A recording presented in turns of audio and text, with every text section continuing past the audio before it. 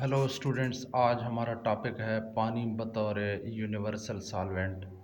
पानी एक universal solvent है क्योंकि ये ज़मीन में मौजूद तकरीबन तमाम मिनरल्स को अपने अंदर हल करने की सलाहियत रखती है, इसलिए पानी को एक यूनिवर्सल सॉल्वेंट कहा जाता है। अब पानी एक यूनिवर्सल सॉल्वेंट जो है वो क्यों है, ऐसा क्यों है कि पानी एक यूनिवर्सल सॉल्वेंट है। बच्चे, पानी की फितरत में दो चीज़ें अल्लाह ताला ने रखी हुई हैं, इस वजह से पानी जो है ये एक यूनिवर्सल सॉल्वेंट है। एक तो पानी जो है इसके अंदर गैर मामूली किस्म की जो है वो गैर मामूली किस्म का जो हाइड्रोजन बॉन्डिंग है वो पाई जाती है।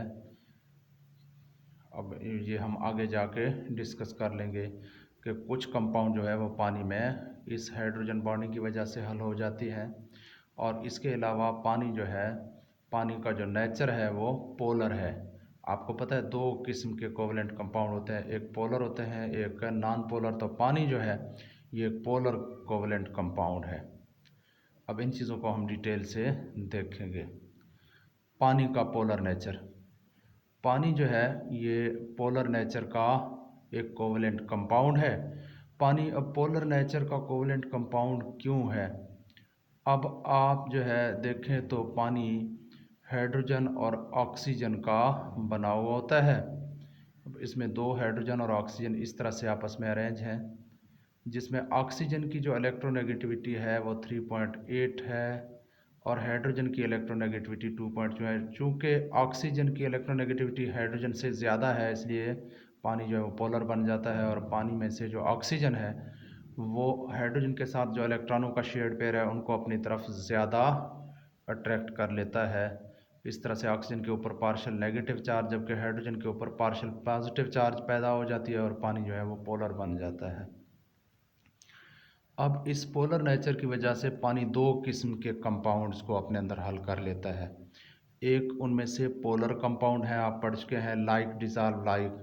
पोलर कंपाउंड, पानी चूँकि पोलर है इसलिए ये सारे पोलर कंपाउंड जैसे HCl है, जैसे HF है, इस तरह से बहुत सारे पोलर कंपाउंड्स को अपने अंदर हल कर लेता है। इसी तरह आयनिक कंपाउंड भी पोलर सॉल्वेंट्स के अंदर हल हो जाते हैं। तो पानी आयनिक कंपाउंड्स को भी अपने अंदर हल करने की सलाहियत रखता है, जैसे NaCl, KCl वगैरह। इस तरह से ये पानी में हल हो जाते हैं। बहुत सारे साल्ट्स जो है वो पानी में हल हो जाते हैं।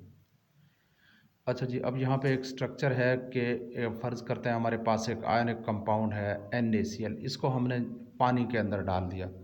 अब जब हम इसको पानी के अंदर डाल देते हैं तो पानी के मॉलिक्यूल्स इस तरह से क्या करते हैं,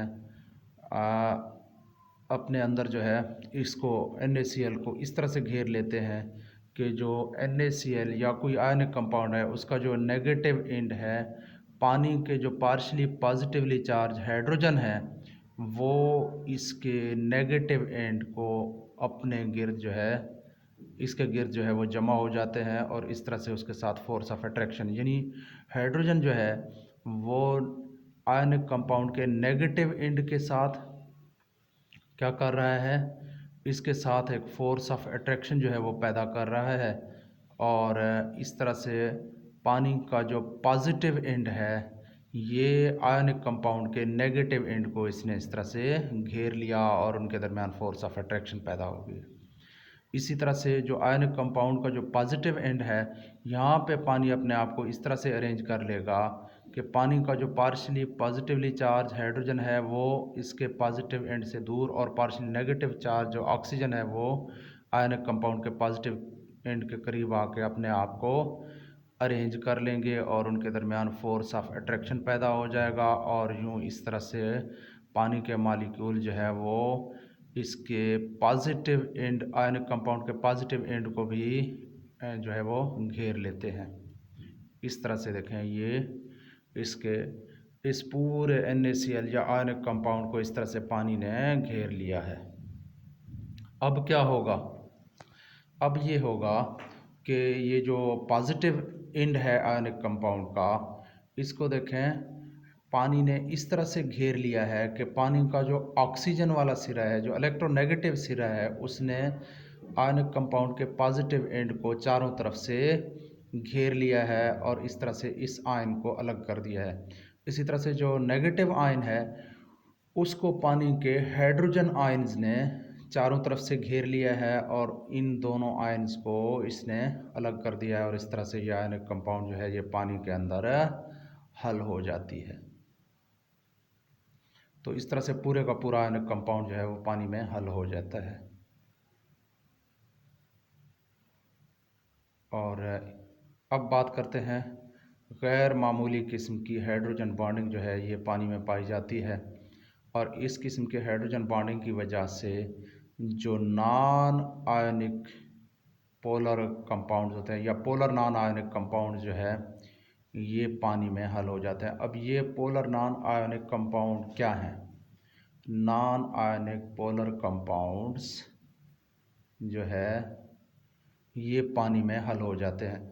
अब ये नॉन आयनिक पोलर कंपाउंड्स में क्या कौन से कंपाउंड्स शामिल हैं बच्चे? शुगर वगैरह, शुगर जो है वो चीनी, और इसी तरह से आपके जो मोनोसेक्राइड्स हैं, आपके डाइसेक्राइड्स जितने भी हैं, ये चूँकि आयनिक तो नहीं है और फिर भी ये पानी में हल हो जाते हैं। क्यों पानी में हल हो जाते हैं? क्योंकि ये पानी के साथ हाइड्रोजन बॉन्ड बना लेते हैं। इस हाइड्रोजन बॉन्डिंग की वजह से ये पानी में हल हो जाते हैं। अब देखते हैं पानी का एक मॉलिक्यूल है मेरे पास, एक पानी का मॉलिक्यूल किस तरह से 4 हाइड्रोजन बॉन्ड बनाता है ये हम देख रहे हैं।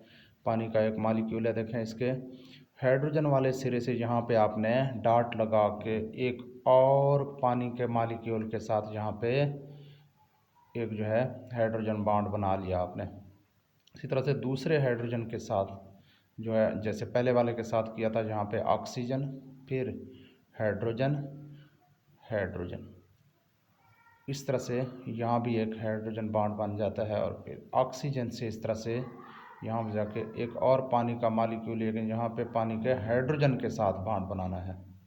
तो इस तरह से और इसी तरह से एक, यानी ऑक्सीजन के ऊपर आपने 2 हाइड्रोजन बॉन्ड बनाने हैं और पानी के हाइड्रोजन के साथ, जबकि पानी का जो हाइड्रोजन है उसके साथ भी हर हाइड्रोजन के साथ 2 हाइड्रोजन बॉन्ड बन जाता है। तो partial negative, partial positive, partial positive और partial negative, partial positive, partial positive, partial negative और पार्शियल पॉजिटिव, पार्शियल पॉजिटिव, और इस तरह से जो है वो पानी अब जो है जब भी पानी के मॉलिक्यूल्स कहीं इकट्ठे हो जाते हैं तो इस तरह का कोई सीन होता है कि एक पानी का जो मॉलिक्यूल है वो 4 हाइड्रोजन बॉन्ड बनाता है। देख रहे हैं ये 4 दूसरे पानी के मॉलिक्यूल्स के साथ हाइड्रोजन बॉन्ड बना रहा है।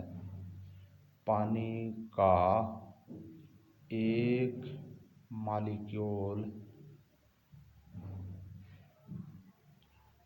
पानी का जो एक मॉलिक्यूल होता है वो 4 हाइड्रोजन बॉन्ड बनाता है, 4 हाइड्रोजन बॉन्ड बनाने की सलाहियत रखता है। क्योंकि इसकी वजह क्या है? इसकी वजह यह है कि ऑक्सीजन के पास 2 लोन पेयर ऑफ इलेक्ट्रॉन होते हैं, जो कि हर ऑक्सीजन 2 हाइड्रोजन बॉन्ड बनाता है, जबकि हर हाइड्रोजन जो है वो 1 हाइड्रोजन बॉन्ड बनाता है। तो 2 हाइड्रोजन बॉन्ड बनाते हैं दोनों, और एक ऑक्सीजन अकेले 2 हाइड्रोजन बॉन्ड बना के इस तरह से जो है वो टोटल जो बॉन्ड बनते हैं वो 4। ये है देखें सेंट्रल मेन, यानी कि पानी का एक मॉलिक्यूल जिसे हम फोकस कर रहे हैं, और इसके साथ देखें 4 पानी के मॉलिक्यूल जुड़े हुए हैं। एक ये है हाइड्रोजन बॉन्डिंग के ज़रिए से, एक ये है, ये ऑक्सीजन के साथ जुड़े हुए हैं, और ये पानी की हाइड्रोजन के साथ जुड़े हुए हैं। एक ये है और एक ये। इस तरह से एक पानी का जो मॉलिक्यूल है वो 4 बॉन्ड बनाता है, 1 2 3 और 4, इस तरह से 4 हाइड्रोजन बॉन्ड बनाता है। अब बात करते हैं पानी के स्ट्रक्चर की। तो पानी का जो स्ट्रक्चर है वो टेट्राहेड्रल होता है, टेट्राहेड्रल यानी 4 कोनों वाला होता है। अब आप सोच रहे होंगे कि पानी तो जो है 2 हाइड्रोजन और 1 ऑक्सीजन का, ये टेट्राहेड्रल कैसे बनता है? बच्चे देखें यहाँ मैं ड्रा कर रहा हूँ, ये ऑक्सीजन और ये इस तरह से हाइड्रोजन और ये हाइड्रोजन, और यहाँ पे ऑक्सीजन के ऊपर 2 लोन पेयर ऑफ इलेक्ट्रॉन होते हैं, एक यहाँ पे लोन पेयर और एक लोन पेयर जो है वो यहाँ पे।